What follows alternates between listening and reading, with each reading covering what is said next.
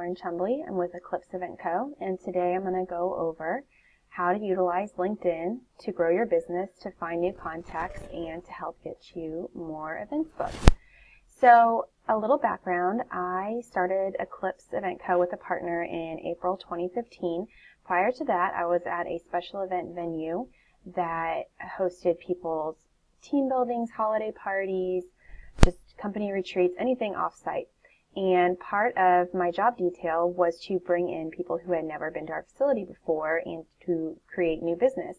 And the way I would do that is LinkedIn. LinkedIn every day, almost every hour of every day.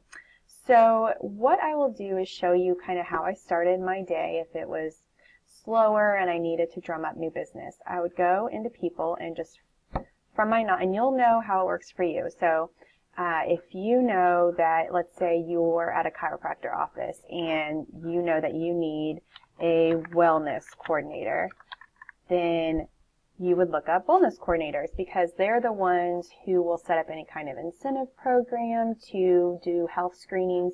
They're the ones to set up health fairs, so you want to do a wellness coordinator.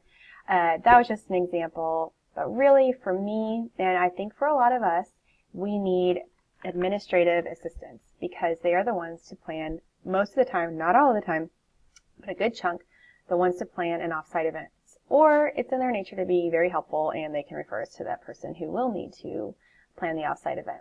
So I've looked for administrative assistant and it looks like we have about 2 million results almost. I don't want 2 million people to talk to right now. I just want to talk to people who may not have heard of my venue yet. And that's going to be, at the very least, a second connection. Because if they're a first connection, they know who you are, and there's no reason for me to reach out to them at this point. So we have second connections, and then we're going to drill down one more time to Austin. So now we have a more manageable 3,000 results, roughly. So I'm looking through here, and I'm looking at Erin Schrader, because I haven't heard of McCool Smith yet. So she's at McCool Smith. Things that jump off the page to me. She used to work at Kennedy and Pearl. She has an event background. She will most likely be the person there to handle off-site events. So another thing I want to look at, sometimes you see somebody who's an admin and they may look like they handle off-site events, but their business only has 0 to 10 employees. That's not really what I'm looking for because I'm trying to drum up bigger business. But McCool Smith, it seems, has 309 employees on LinkedIn. I like that. And if I look here, they've got 56 people in Austin. I like that a lot because while I would absolutely take a 50 to 60 person event at my venue, I would love it if they did a family event and they invited guests and then you have 100 to 150 people or more at your event.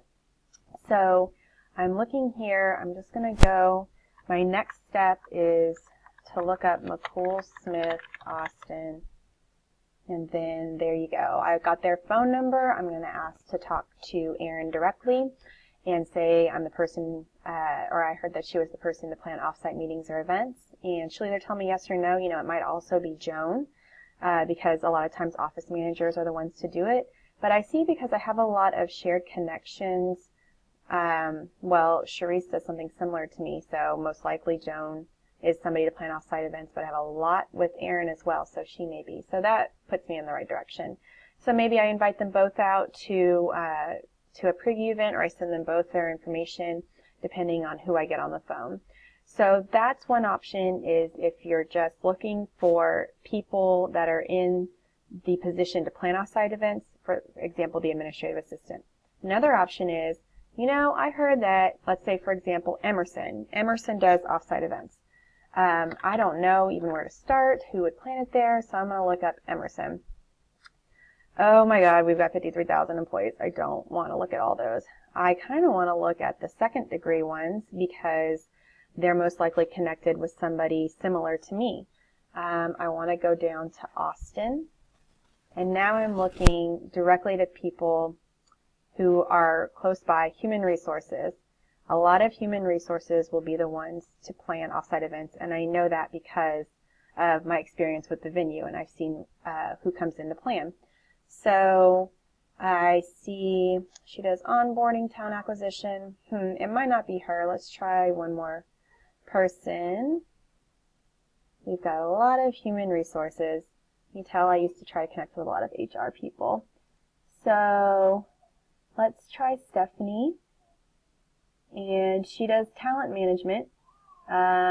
She looks like she does a lot of things that would, culture integration, that might involve offsite events. So I'm going to call Emerson and get connected to Stephanie. And if she's not the person, then maybe she'll point me in the right direction. But that's one way to utilize LinkedIn to try to find someone. So we went over how to find by a position. Now we went over to find by a company. And then my last piece of advice is to make sure the best way to get the most out of LinkedIn is to be connected to everyone. I have over 500 connections. That is not on accident. Absolutely say yes to everyone. Say yes to anyone who you know through ISIS or through any other networking events, or who you've done business with. Absolutely who you've done business with, because they may be in the same organization, such as, let's see, IIAD.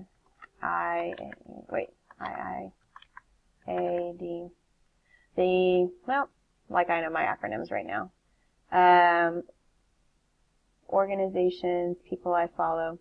You'll see that I am following the International Association of Administrative Professionals.